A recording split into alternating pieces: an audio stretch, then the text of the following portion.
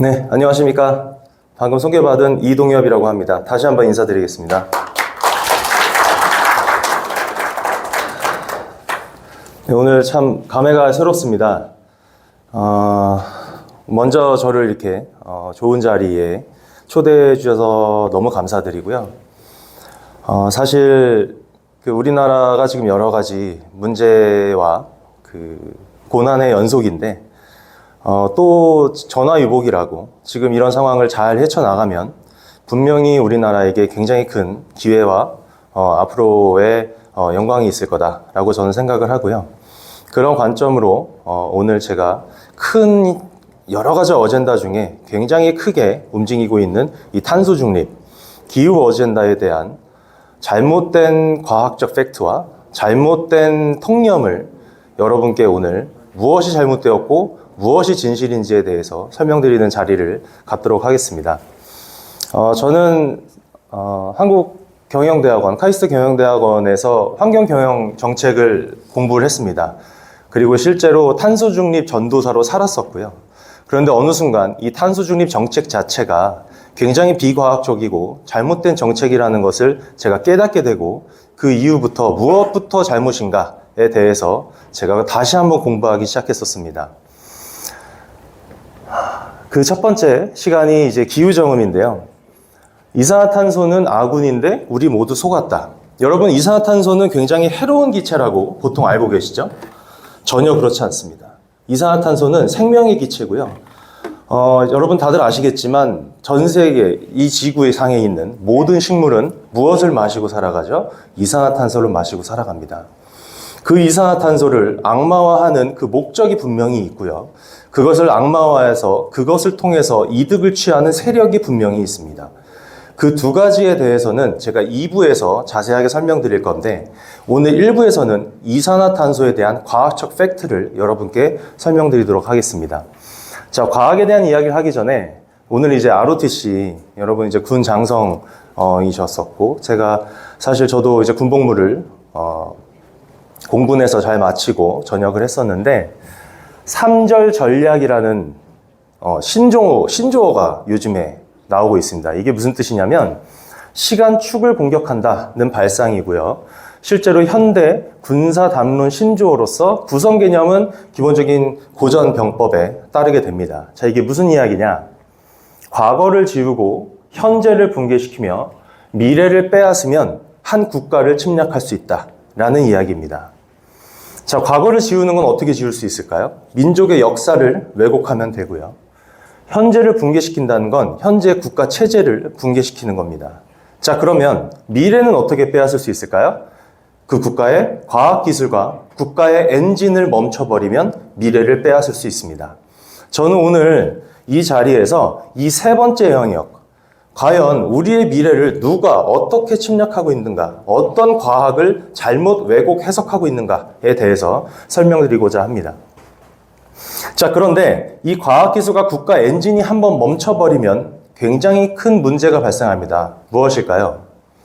이 영역은 글로벌 경쟁이 굉장히 심하기 때문에 단 1시간이라도, 단 하루라도, 단 1년이라도 도태되면 다시는 그 경쟁 체제에 다시 진입하기에는 굉장히 어려운 분야라는 겁니다.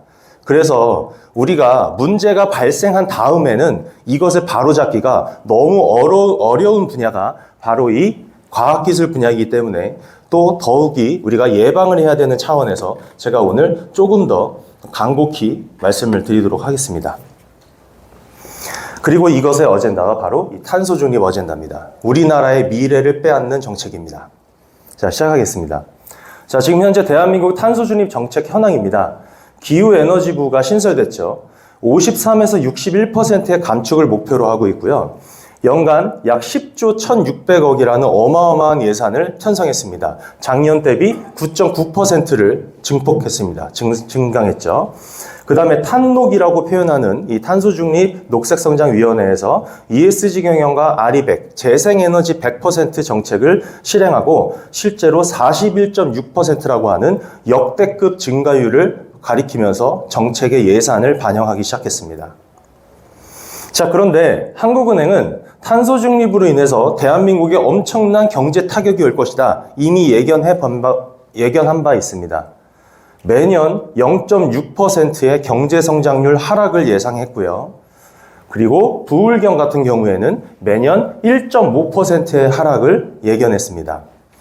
철강, 시멘트, 석유화학, 탄소가 많이 발생되는 업군이죠. 이쪽에서는 매년 약 400조 이상의 추가 비용이 발생될 것이다 라고 예상하고 있고요. 제조업과 에너지 부분은 추가 1000조 원 이상씩 매년 추가 비용이 발생할 것이다 라고 한국은행의 연구 결과가 있습니다. 자, 그러면 이거는 앞으로 우리가 벌어질 수 있는 예측인데 지금 현재 그 직격탄을 맞고 있는 곳이 있습니다. 어디일까요? 유럽입니다. 우리나라보다 약 15에서 20년 전부터 녹색 성장을 가장 강력하게 외치던 유럽이 지금 직격탄을 맞고 있습니다.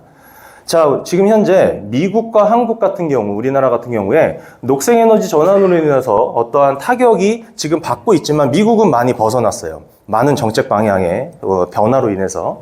자, 근데 산업 전기료가 미국은 8센트, 한국은 14센트 수준인데 유럽은 지난 몇 년간 4배로 폭등하면서 이렇게 됐습니다.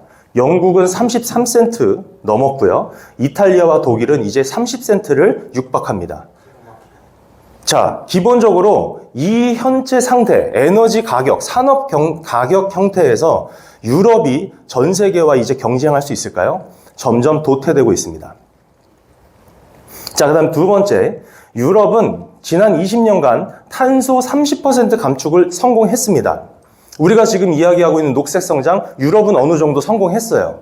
그런데 12월 3일부로 얼마의 청구서를 받았다고요? 유럽 전역이 4,400조의 청구서를 받았습니다. 지불해내야 됩니다. 유럽은 앞으로 4,400조입니다. 자, 이것이 녹색의 역설인데요. 탄소 감축을 성공하면 전기요는 폭등하고요. 에너지 시스템은 완전히 붕괴되고요. 산업은 이탈하면서 4,400조라는 엄청난 빚더미에 앉게 되는 겁니다. 자, 여러분, 지금 현재 대한민국 앞으로 5년 후, 10년 후 지금의 정책 그대로 가면 유럽과 똑같은 상황이 될 것입니다. 무엇이 맞는 정책입니까? 자, 그러면 이제 탄소 배출에 대한 이야기를 한번 해보겠습니다. 자, 전 세계 10개국입니다. 10개의 탄소 배출이 가장 많이 발생되는 국가인데 우리나라가 9번째 순서입니다. 자, 상위 10개국 탄소 배출 중에 중국이 몇 퍼센트를 차지할까요? 45%가 중국 한 국가에서 발생됩니다. 미국, 유럽, 일본, 인디아 다 합친 것보다 더 많이 발생시키고 있어요. 자, 그런데 파리 기후협약은 매년 420조 원씩 선진국들이 개발도상국에게 분담금을 뱉어내야 됩니다. 그게 파리 기후협약입니다. 이 421조 누가 다 낼까요? 거의 다. 누가 다 냈었을까요? 미국, 유럽, 일본이 거의 다 분담했었습니다. 우리나라도 이제 조금씩 분담을 해야 된다는 이야기가 나옵니다. 왜? 선진국이 되어가고 있기 때문에. 개발도상국이었잖아요, 그동안은. 자, 그런데 45%를 배출하고 있는 중국은 얼마 분담하고 있을까요? 단 1원도 분담하지 않습니다. 개발도상국이기 때문에 봐주는 겁니다.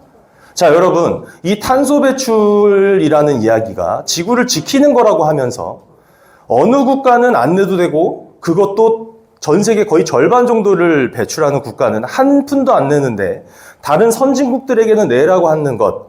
자, 이것은 과학입니까? 정치입니까? 100% 정치입니다. 자, 그래서 2017년, 2025년 트럼프 대통령은 바로 취임하자마자 탈퇴를 하죠. 이 돈 낼 수 없다입니다. 낼 필요도 없고. 자, 그러면 이산화탄소에 대해서 이제 이야기해 보겠습니다. 자, 이분은 굉장히 유명한 글로벌 석학이십니다. MIT 대학교 리처드 린젠 교수님이신데 뭐라고 하셨나요? 이산화탄소가 지구의 기후를 조절한다고 믿는 것은 무엇이다? 마술을 믿는 것과 같다. 여러분 최근에 개봉한 Now You See Me라는 영화 아실 거예요. 마법사들이 나와서 하는 영화인데 그 영화와 똑같은 스토리 전개가 지금 탄소 중립 시장에서 벌어지고 있습니다. 자, 그래서 제가 이 책을 썼습니다. 자, 제가 이 책을 쓴 이유는 기존의 기후과학 책들은 굉장히 어려워요. 복잡하고요. 일반 분들이 접하기 쉽지 않습니다. 전문가인 저도 읽었을 때 어려운 내용들이 많아요. 자, 그래서 정말 기후과학에 크게 관심이 없었어도 기후과학에 크게 접할 수 있는 기회가 없다고 하더라도 정말 쉽게 이해할 수 있는 재미있는 과학책을 쓰고 싶었습니다. 어린이들도 읽을 수 있고요. 어르신들도 충분히 쉽게 이해하실 수 있고 쉽게 읽으실 수 있습니다. 자, 이 책은 이렇게 구성됩니다. 첫 번째, 이산화탄소는 지구의 생명을 살리고 있는데 이것이 무슨 이야기인지 과학적 이야기고요. 두 번째, 태양광과 풍력 에너지의 잘못된 부분을 좀 더 쉽게 풀어서 설명드리고요. 그 다음에 자연재난과 해수면 상승이 굉장히 심각하다고 이해하고 계시잖아요. 매스컴에서 이야기하니까 전혀 그렇지 않습니다. 반대에 대한 이야기를 제가 위성 연구를 통한 다양한 팩트체크를 통해 여러분께 말씀을 드리고 있고요. 그 다음에 중국이 장악한 이 광물 시장의 위험성에 대해서 설명드리고 마지막으로 정말 빙하가 녹아서 북극곰이 삶의 터전을 잃고 있는 것인가에 대해서 제가 팩트체크를 해드리도록 하겠습니다. 자, 그러면 지금 기후과학을 어렵고 복잡하게 만든 누군가가 있어요. 그러면서 우리도 모르게 혈세가 낭비되고 에너지가 낭비되고 있습니다. 저는 이것만은 바라보고 있을 수가 없었어요. 이것만은 막아야 된다고 생각을 했습니다. 왜냐하면 우리의 무엇을 뺏기는 거기 때문에 미래를 뺏기는 거기 때문입니다. 자, 그러면 첫 번째 과학적 팩트입니다. 수증기는 가장 큰 온실가스이다. 과학입니다. 무엇으로? 질량적으로나 영양적으로나. 수증기가 모든 기체 중에 가장 강력한 온실가스입니다. 자, 두 번째입니다. 대기 온실 효과가 수증기가 이산화탄소보다 몇 배가 더 크대요? 70에서 100배 이상 더 큽니다. 그리고 더 강력합니다. 자, 세 번째, 이산화탄소는 인간이 배출하는 양이 있고요. 자연이 배출되는 양이 있어요. 자, 그런데 어디가 더 클까요? 자연적으로 배출되는 이산화탄소 양이 많을까요? 인간이 경제적인 활동을 통해 발생되는 모든 이산화탄소 양이 더 많을까요? 자연 발생이 훨씬 큽니다. 자, 그러면 이 세 가지 이해하셨죠? 자, 이 세 가지를 가지고 다음 다이어그램을 보여드려 볼게요. 자, 이 세 가지 방금 말씀드린 과학적 팩트에 대해서 첫 번째 오류가 여기서 보이십니까? 이 다이어그램은 많은 대학교와 전 세계 거의 모든 기후과학을 가르치는 사람들이 쓰는 다이어그램입니다. 온실가스 기체별 비율인데 여기에서 무엇이 오류가 있을까요? 두 가지 큰 오류가 있어요. 자, 첫 번째 오류. 뭐가 없죠? 수증기를 제외시켰습니다. 제가 말씀드렸죠. 수증기가 가장 강력한 온실가스인데 왜 온실가스 기체별 비율에는 쓱 빼놨을까요? 자, 수증기가 들어가면 그래프가 이렇게 되기 때문입니다. 수증기는 95%, 이산화탄소는 약 3.62%. 물론 연구마다 조금씩은 다릅니다. 3에서 4% 왔다 갔다 합니다. 자, 이렇게 보여주면 이산화탄소가 온실가스 전체에서 크게 비중을 잇는 것 같이 보이세요? 아닌 것 같이 보이세요? 아닌 것 같이 보이죠. 그러니까 수증기를 빼는 겁니다. 자, 그러면 두 번째 오류가 있습니다. 두 번째 오류는 뭘까요? 두 번째 오류. 제가 아까 말씀드렸죠. 자연적으로 발생되는 게 많아요? 인간의 배출이 많아요? 자연이 많다고 했는데 여기는 자연적인 배출이 더 작은 것처럼 보여졌네요. 왜 그럴까요? 해양, 화산, 식물, 동물의 모든 이산화탄소 배출량은 제외시켰습니다. 그러니까 인간이 배출한 게 훨씬 많아 보이는 거예요. 자, 이게 통계를 가지고 장난치는 겁니다. 그런데 그걸 다 넣으면 이렇게 됩니다. 자연적 배출 96.6%, 인간의 배출 3.4%. 자, 그러면 여러분, 인간이 배출하는 모든 이산화탄소 양을 다 줄여도 실제로 지구상의 이산화탄소 농도의 양은 큰 차이가 있을까요? 없을까요? 거의 없습니다. 그런데 여기에 왜 수십조, 수백조의 대한민국 혈세를 낭비해야 되냐는 겁니다. 자, 그러면 이제 그 두 가지 논리를 딱 넣어서 데이터를 만들면 이렇게 됩니다. 전체 온실가스 양 중에 수증기가 대부분이고 이산화탄소 중에서도 인간이 기여하는 만큼은 어만큼이다? 이 점 하나만큼이다. 그리고 실제로 인류 전체가 연간 배출하는 전체 이산화탄소량은 지구 대기 중에 약 몇 분의 몇이래요? 100만 분의 1 수준입니다. 100만 개로 쪼갰을 때 이 블락 하나 정도의 양만큼이 인류 전체가 배출하는 이산화탄소 양입니다. 자, 이만큼의 극미량이 과연 지구의 기온과 이 광활한 지구의 기후를 옮기거나 바꿀 수 있을까요? 여러분께서는 정답을 아실 겁니다. 인류 배출 이산화탄소는 100만 분의 1 수준이고 그걸로는 기온과 기후에 거의 영향을 주지 않는다. 이것이 과학적 팩트입니다. 자, 지구 기온에 큰 영향을 주는 요소는 따로 있습니다. 그게 뭐라고요? 수증기, 즉 구름이고요. 그 다음에 더 큰 영향은 바로 태양의 활동량입니다. 이 두 가지로 인해서 지구의 모든 순환과 기온과 기후가 변화하는 것이지 이산화탄소 가지고 이야기하면 안 된다라는 이야기입니다. 자, 그 다음에 두 번째 관점입니다.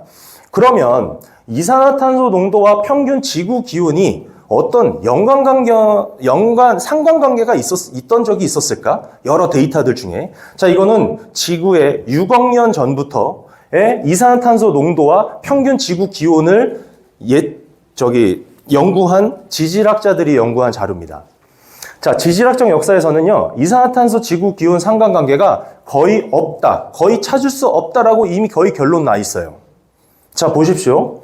여기는 이산화탄소 농도가 이렇게 높은데 지구 기온의 변화는 있어요, 없어요? 거의 없어요. 이산화탄소 농도 계속 낮아지는데 오히려 온도는 높아지고 있는데요.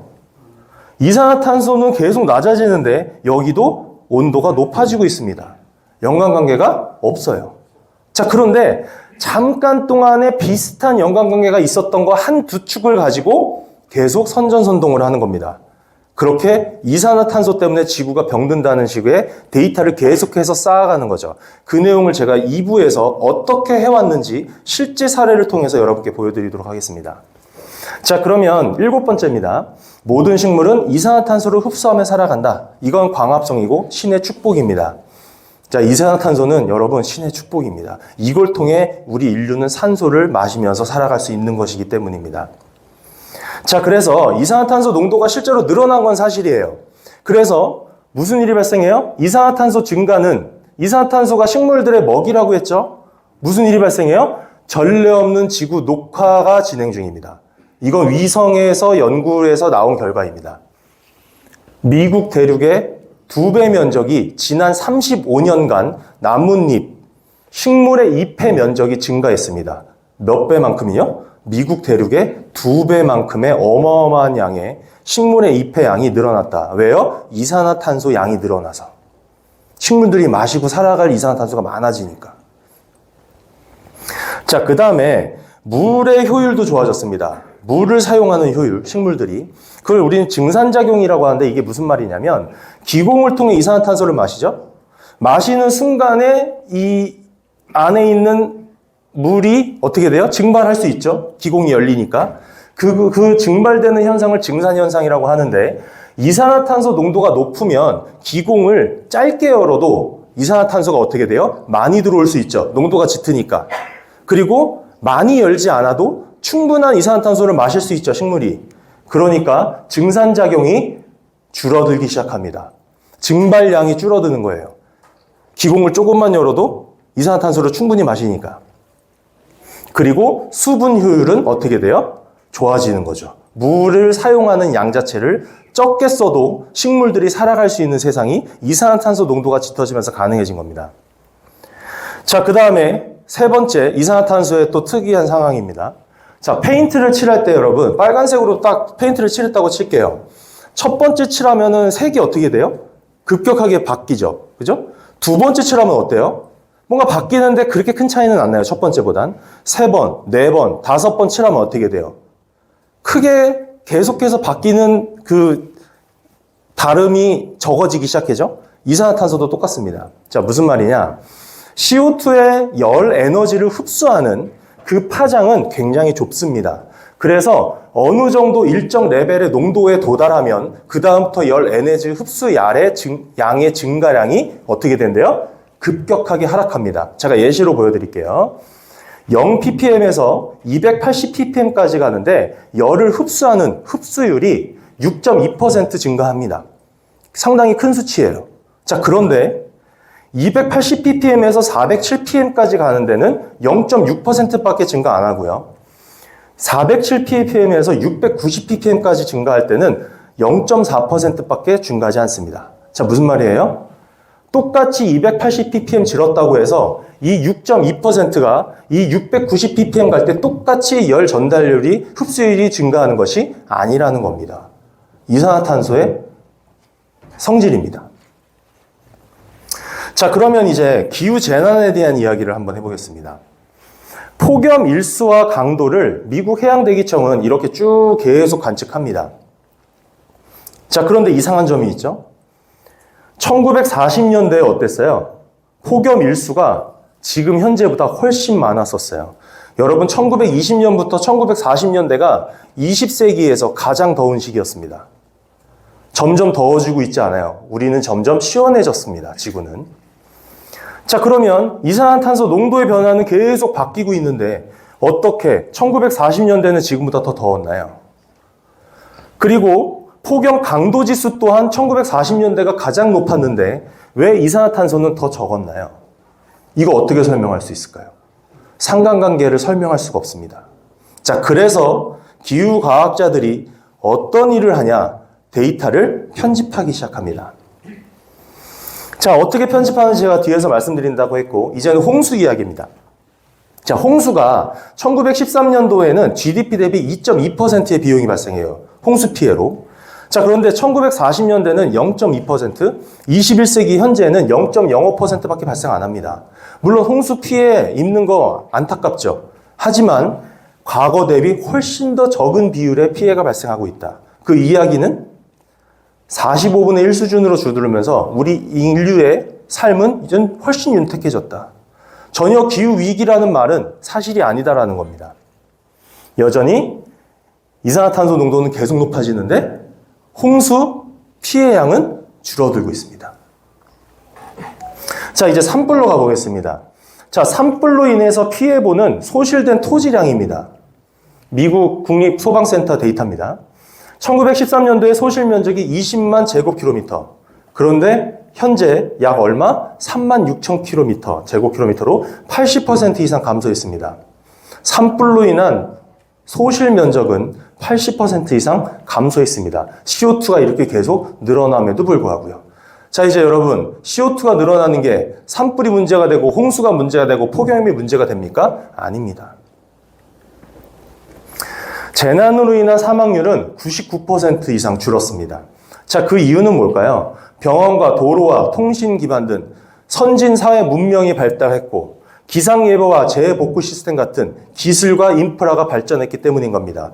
탄소 중립으로 우리 인류를 윤택하는 것이 아니라 우리는 기술 발전과 경제 발전으로 우리 인구, 인류의 삶을 윤택하게 하는 것이 정답이라는 겁니다.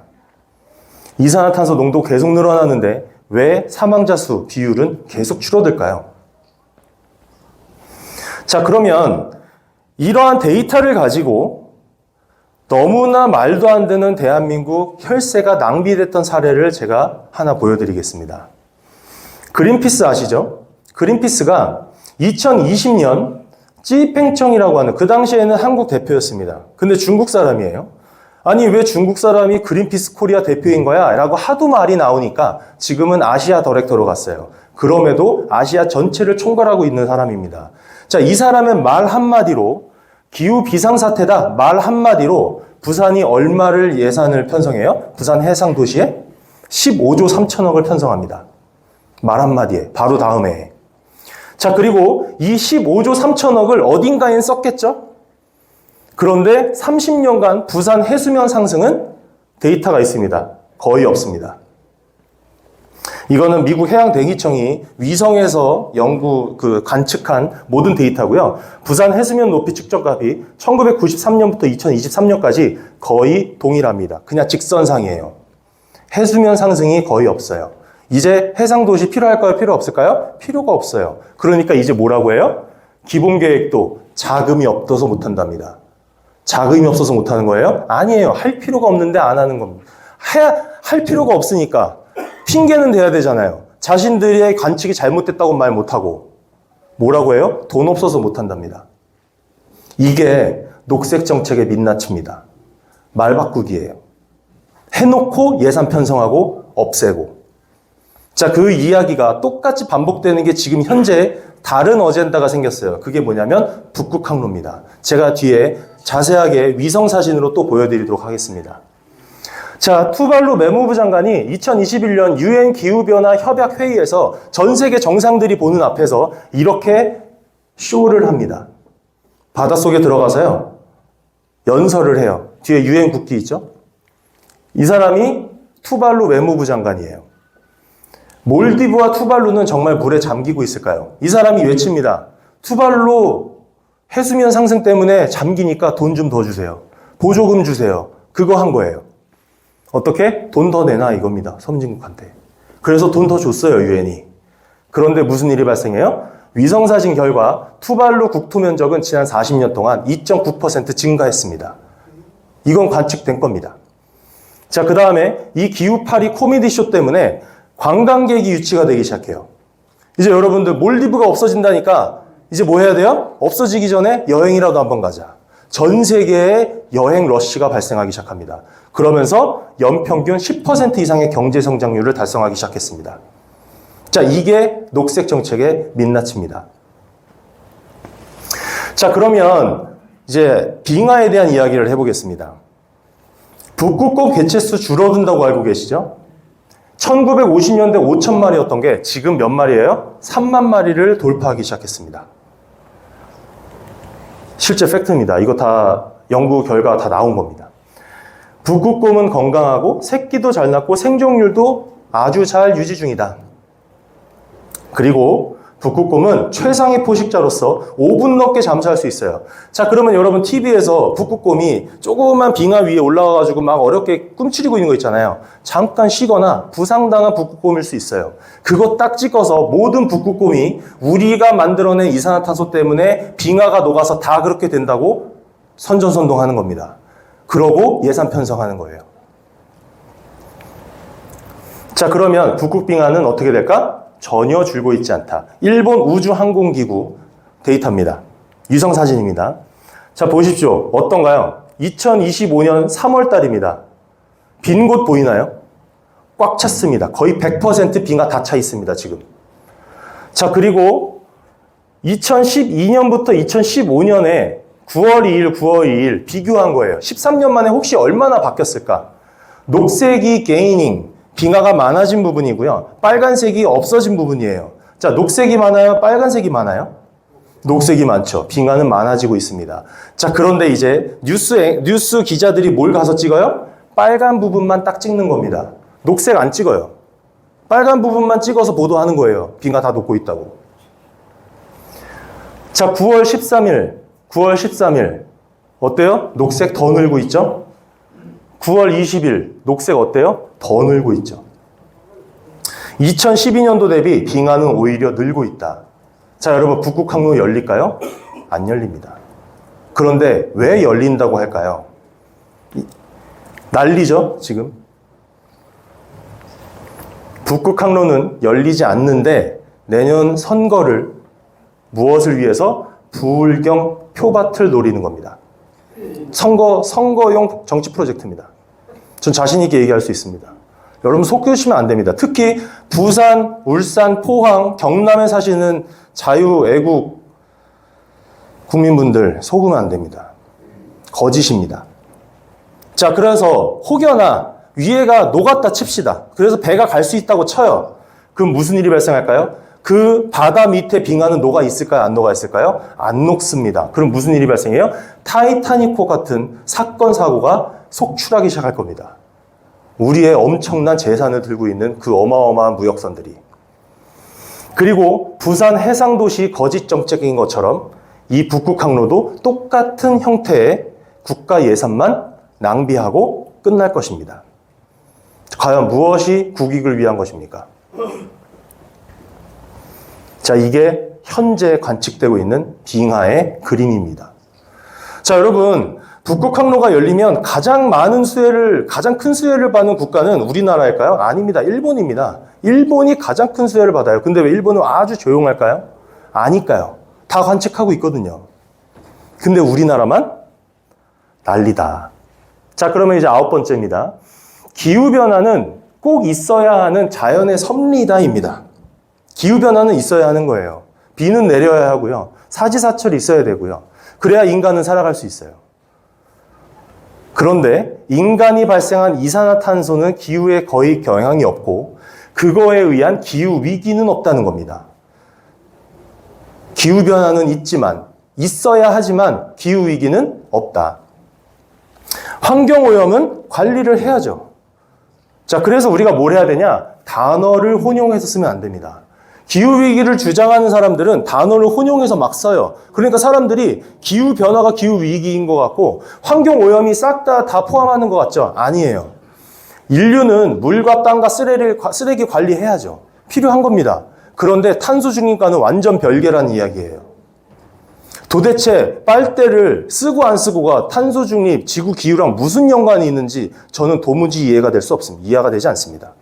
왜 그거 가지고 국정감사에서 그렇게 난리를 치는지, 국무회의에서 그렇게 그걸 가지고 중요하게 이야기하는지, 그 시간에 이런 이야기를 국무위원들이 해야 되는 거 아닙니까? 정치인들이 해야 되는 거 아니에요? 대한민국 혈세가 이렇게 말도 안 되는 곳에 쓰레기통에 처박혀지고 있는데. 자, 그러면 12번째 이제 결론입니다. 인간이 발생한 CO2를 줄여서 지구 기후를 관리하겠다는 탄소 중립은 무엇이다? 완전한 거짓이다. 입니다. 자, 그러면 지금까지 이제 이산화탄소와 여러 재난에 대한 이야기, 그 다음에 탄소 중립의 허구성에 대한 이야기를 말씀드렸어요. 사실 시간 관계상 제가 빨리 지금 넘어가고 있어서 그 부분은 좀 양해를 부탁드리고요. 자, 그러면 2부 빨리 시작해 보도록 하겠습니다.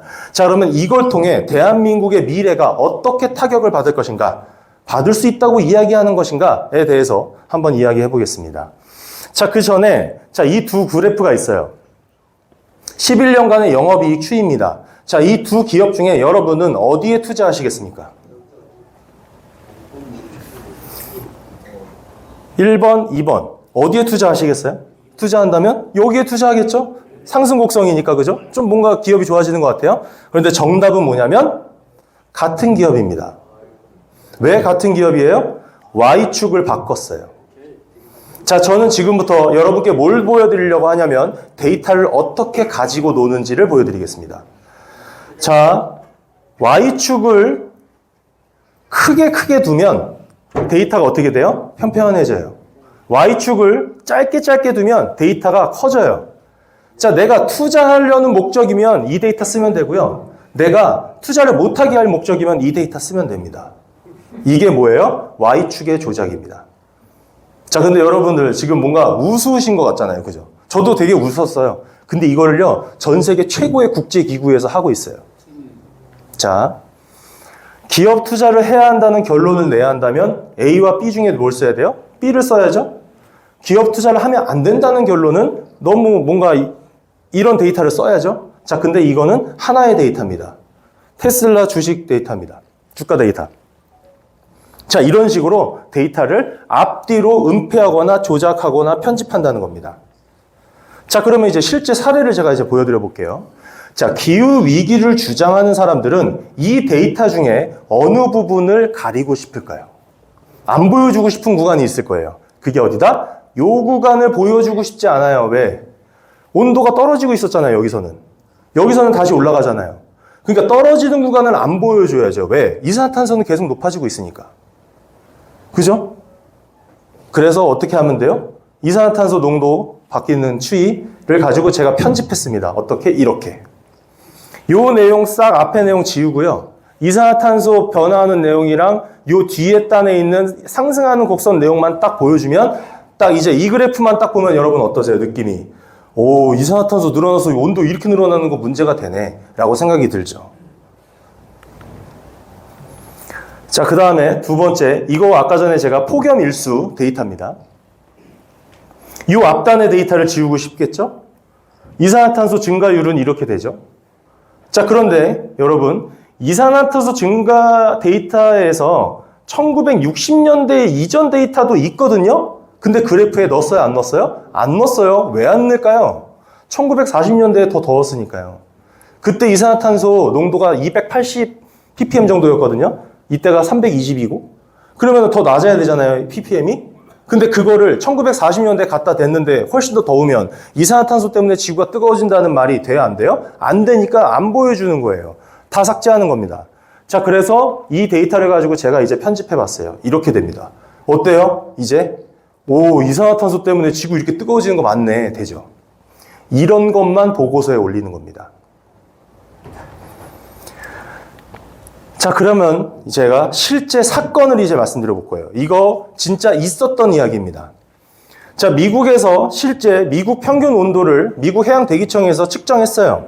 측정한 값이 파란색입니다. 파란색으로 측정했는데 이거 웬걸? 어떻게 돼요? 온도가 점점 떨어지고 있네요.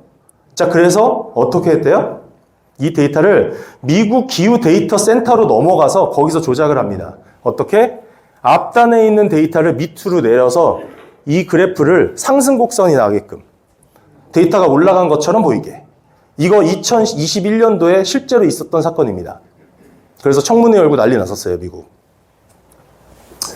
자, 그 다음에 이것도 실제 있었던 이야기입니다. UNIPCC가 전 세계 모든 탄소 중립, 녹색 어젠다의 데이터를 만들어서 전 세계에 뿌려대는 국제기구입니다. UNIPCC 2016년 보고서에 있었던 그래프예요. 그대로 제가 가져왔습니다.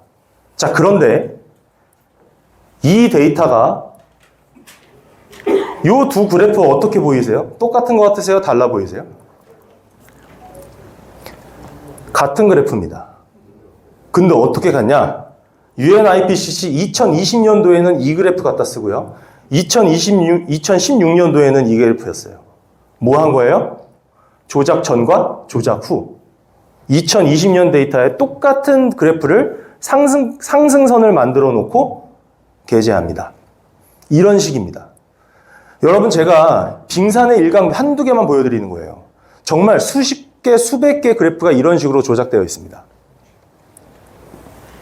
자, 그러면 이런 것들을 알고 이산화탄소의 거짓, 이런 데이터의 조작, 많은 학자들의 침묵 안에서 정말 정치인 누군가가 나와서 외쳐주길 전 기다렸어요. 전 세계 단 한 명도 없었거든요. 너무 안타까웠어요. 저는 힘이 없잖아요. 그냥 학생이니까. 그냥 일개 국민이고 그냥 직장인이니까. 근데 트럼프 대통령이 2017년부터 주장은 했지만 2025년 유엔 총회에 나와서 45분 연설 중에 약 15분을 탄소 중립 규탄에 대한 이야기만 합니다.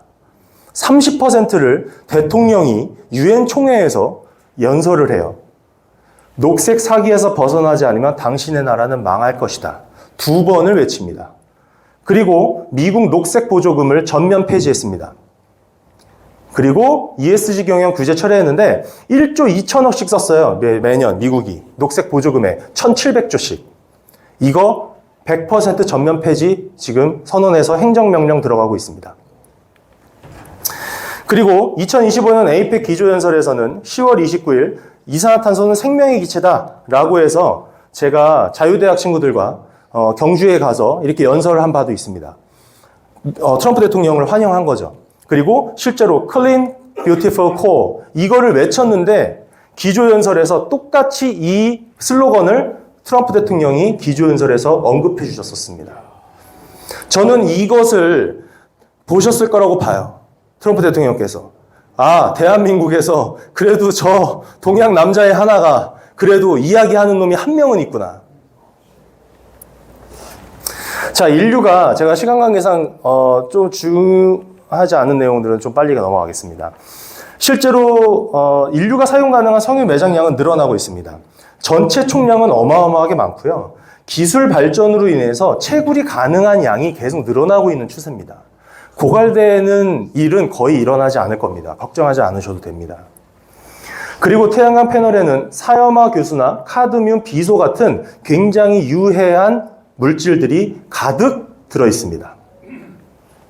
그리고 터빈은 하늘에서는 새들을, 바다에서는 이런 고래나 돌고래들을 죽여요. 어떻게 죽이냐면, 여러분, 이 해상 풍력이 바다를 표류하면 안 되잖아요. 그래서 계류선에 요 밑에 박아요. 그래야 움직이지 않게끔. 그런데 박을 때 뭘 쓰냐면 파일 드라이버라고 해상 망치로 칩니다. 그 망치를 칠 때 엄청난 음파가 나오거든요. 그 음파가 돌고래들을 다 죽이는 거예요. 실제로 미국에서는 계속 고래들 떠밀려 내려옵니다. 해상 풍력 있는 곳에 근처에서. 그리고 더 심각한 건 해저 전력선과 해저 인터넷망이 완벽하게 적국에 노출됩니다. 이거 설치할 때. 이 밑에 바다 안에 지도가 다 노출되는 거예요. 왜? 우리나라에서 다 설치하는 게 아니거든요. 자, 그 다음에 태양광 에너지는 우리나라 지정학적으로 완전 꽝이다. 이 이야기는 무슨 말이냐면 태양은 동쪽에서 서쪽으로 움직이죠? 그쵸? 가로로 움직여요. 그러면 태양광은 이렇게 지어야 돼요? 이렇게 지어야 돼요? 이렇게 지어야죠. 태양이 최대한 많이 머물게끔. 근데 우리나라는 어때요? 모양이 세로예요. 물론 땅 자체도 작지만. 작고 세로이고 넓고 가로이고 태양광 에너지를 설치해야 되는 국가가 따로 있는 겁니다.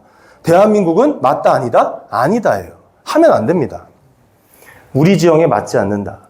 재생에너지가 우리 전력 시스템을 힘들게 한다. 전력을 멀리서 써야 되고요. 멀리서 가져와야 되고 안정적인 발전소 운행을 준화해야 돼요. 원자력 에너지를 중단해야 되고 화석연료를 중단해야 됩니다.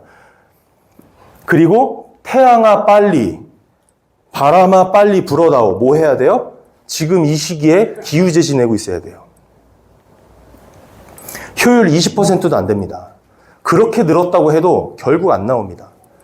태양광 패널. 과연 이런 곳에 우리 혈세를 이렇게 쓰는 게 맞습니까? 전기차는 더 큰 문제입니다. 석탄으로 만든 전기로 충전을 하면 휘발유 1리터로 12km 일반 자동차만큼 똑같이 발생시키는 게 이 전기차입니다. 그리고 필요 자원량은 앞으로 최대 7배까지 늘어날 거다. 이런 연구 결과도 있습니다. 그리고 심각한 부분은 한 대에 들어갈 배터리에 들어갈 광물을 캐는데 얼마만큼의 지구를 훼손해야 되는지 아십니까? 227톤씩 파헤쳐야 됩니다. 그리고 이러한 대형 광산에서는 약 40대 정도의 덤프트럭을 운영한다는 가정하에 연간 6,800만 리터의 경유를 씁니다. 도대체 무엇이 친환경입니까? 어떻게 태양광과 풍력이 친환경이에요? 이렇게 광물을 지구를 파헤치면서 만들어내고 있는데 모든 비용을 따지면 태양광과 풍력, 전기차가 훨씬 더 큰 비용이 들고요. 에너지 밀도만 봐도 리튬이온 배터리는 휘발유의 100분의 1 수준입니다. 1%밖에 안 돼요. 그런 기술에 우리의 국군과 우리의 미래를 배팅하는 게 맞습니까? 자, 그러면 이것은 최근 도표입니다. 중국이 장악한 시장입니다. 100%인 광물도 있습니다. 재생에너지 시장 점유율은요, 70%고요. 전기차 핵심 광물은 85%입니다. 평균이. 녹색 사기국으로 우리나라가 그렇게 돈을 쓰고 전 세계 선진 문명이 그렇게 돈을 쓰면 결국에 누구한테 돈이 꽂힌다? 저 뻘건 중국한테 돈이 꽂힌다. 그래서 제 제목이 통장은 뻘겋다였습니다. 자, 중국이 세계 석탄 발전량, 신규 발전하는 양의 몇 %를 증축하고 있냐면 83%가 다 중국에서 만들어지고 있습니다. 그리고 원자력 에너지는 절반이 중국에서 만들어지고 있습니다. 자, 이 얘기는 뭐냐? 중국은 화력 발전과 원자력 발전으로 전력을 막 생산해요. 그래서 태양광 패널이랑 풍력 터빈 만들어서 누구한테 팔아요? 선진 에너지 시스템에 팔아요. 그리고 그 선진 문명의 에너지 시스템은 붕괴돼요. 그리고 돈은 누가 벌어요? 중국이 벌어요. 그렇게 지금 유럽이 망가져 있는 겁니다. 자, 그러면 한 가지 돈 얘기 한번 해보겠습니다. 환경일보에서 기후환경요금이 3년째 70% 올랐대요. 이거 지난달 얼마 전 뉴스입니다. 그리고 기후환경요금이 벌써 4조 9천억을 육박합니다. 자, 이게 무슨 말이냐? 여러분 전기비 낼 때 기후환경이라고 해서 2,000원, 3,000원, 4,000원 내는 거 있어요. 자, 이게 나 하나는 1,000원, 2,000원이잖아요? 전 국민이 다 내야 된다고 생각해 보세요. 그 돈이 5조라는 거예요. 이 5조를 어떻게 갔었냐? 정부가 받아요. 재생에너지 사업자 보조금으로 써요. 그 다음에 녹색정책 연구 학계 프로젝트 줘요. 계속 돌아요. 이 돈은 계속 늘어요. 이 사람들은 돈 벌죠. 굳이 저처럼 이렇게 나와서 말할 필요가 있다 없다? 없다. 난 알아서 돈 버는데요, 여기서. 내가 말해서 이거 없어지면 내 일자리가 없어지는데요. 아무도 말하지 않는 거죠. 그런데 우리 국민들은 뭐예요? 다 속고 있다. 100% 속고 있다. 너무 안타깝습니다. 그리고 이 돈은 누구한테 간다? 자, 그러면 정리해 보겠습니다. 탄소 중립은 녹색 사기극의 명분을 강하게 만들어내는 뿌리입니다. 녹색 사기극 명분의 탄소 중립, 이산화탄소의 악마만 우리가 관철시킬 수 있으면 녹색 정책은 완전히 다 무너뜨릴 수 있습니다. 굉장히 쉽게. 그리고 공포감과 죄책감을 통해 시민을 통제하는 형태가 바로 이 탄소 중립 어젠다입니다. 자, 아리백은 무엇이냐? 에너지 시스템 붕괴가 목적입니다. 원자력 에너지, 화석연료를 기반으로 한 대한민국의 이 강한 에너지 시스템이 지금 박살나고 있습니다. 그리고 결국에 누가 돈을 번다?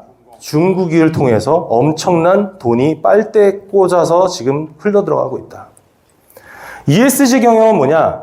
기업 산업의 경쟁력을 파괴합니다. 이게 무슨 말이냐면 기업이 정부에 순종하는 기업만 살아남는 정책이 ESG예요. 정부의 규제에 순종하지 않으면 기업을 뭘 하냐면 대출을 중단시켜 버립니다. 금융을 규제시켜 버려요. 돈을 못 받게 만들어 버려요. 그러면 어떻게 해요? 두 손 들고 기업들이 따라가야죠. 뭐다? 신사회주의입니다. 기업을 완전히 통제하는 도구가 바로 ESG 경영입니다. 북극 비난은 늘어나고 있다. 무엇이다? 부울경 선거용 정치 프로젝트일 뿐이다. 자, 이 네 가지만 우리 여러분 막아도 대한민국 수십조, 수백조, 대한민국 우리 국가의 돈을 세이브할 수 있습니다. 자, 기후사격을 알게 된 선진국은 깨어났습니다. 미국 트럼프 대통령이 보조금 전체 폐지했죠. 이탈리아는 중국산 태양광 부품 전면 금지시켰습니다. 지난달입니다. 이탈리아에 이제 더 이상 중국 부품이 들어간 태양광 패널은 수출될 수 없습니다. 그 다음에 호주는 탄소 중립 폐지 운동이 전 국민적으로 확산되고 있습니다. 알았거든요. 뱅크럽 된다는 거. 영국이 완전히 망하고 있는 걸 호주가 봤으니까요. 그런데 돈에 환장한 녹색 환장 돈 잔치 중입니다. 지금. 기후에너지부 19조, 환경부 16조, 재생에너지 지원 예산, 대출금, 보조금 3조 1천억, 41%씩 매년 40%씩 늘린다고 생각해 보세요. 여러분, 대한민국 혈세가 줄줄줄 흘러나가는 소리 들리십니까? 국가 경제 붕괴, 과도한 규제, 사회 혼란과 에너지 시스템 붕괴, 기업 경쟁력은 퇴보되고 기업들은 해외로 나갈 것이고요. 일자리는 붕괴될 것이고 미래 대한민국 청년들이 일할 곳은 없어질 겁니다. 그리고 마지막으로 AI 시대의 엔진이 꺼진 대한민국은 완전히 도태될 것입니다. 기회와 위협이 공존하는 미래인데 지금 바로잡지 않으면 안 됩니다.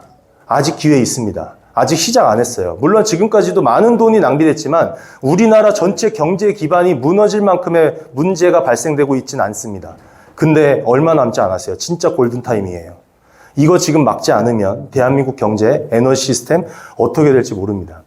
그래서 제가 발벗고 나서서 만들어낸 클린텍 코리아인데 클린텍 코리아의 본부는 클린텍, 클라이밋 인텔리전스입니다. 네덜란드에 있습니다.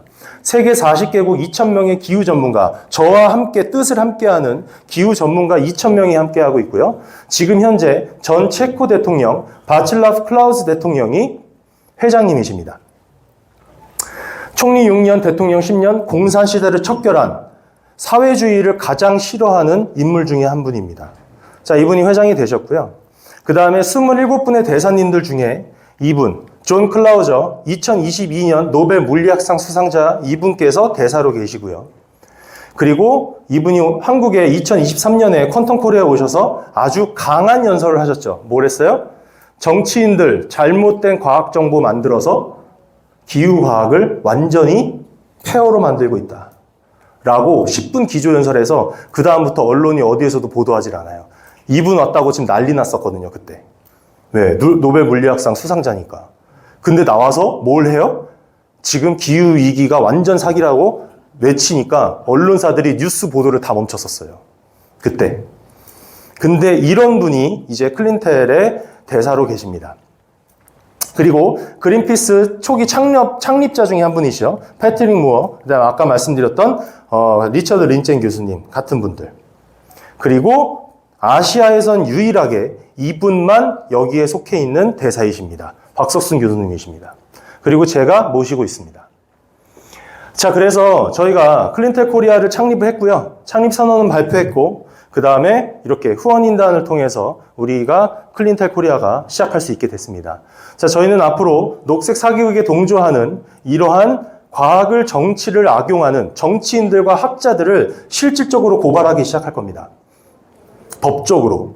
그 다음에 글로벌 네트워크 구축해서 미국 이산화탄소 연맹, 미국 트럼프 진영의 적극적인 후원을 받는 미국 최대 규모의 연맹입니다.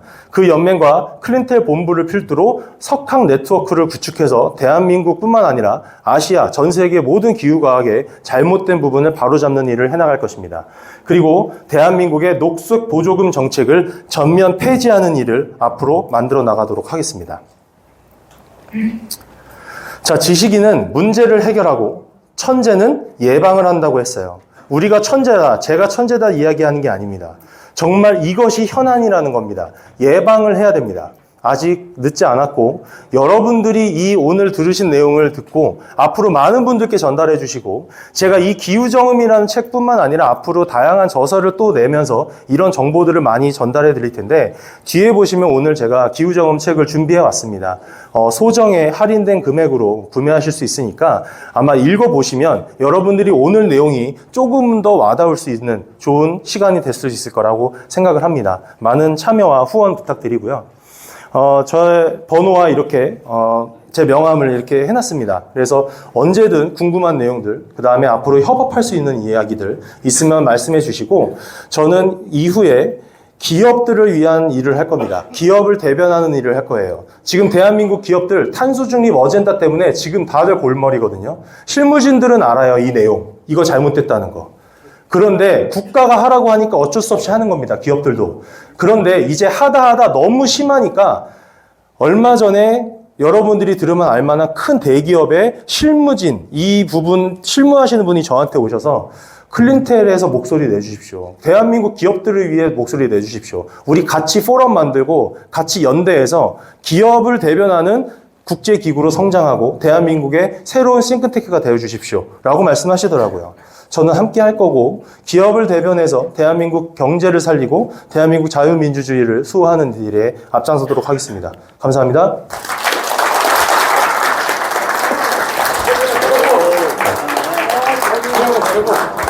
감사합니다. 네.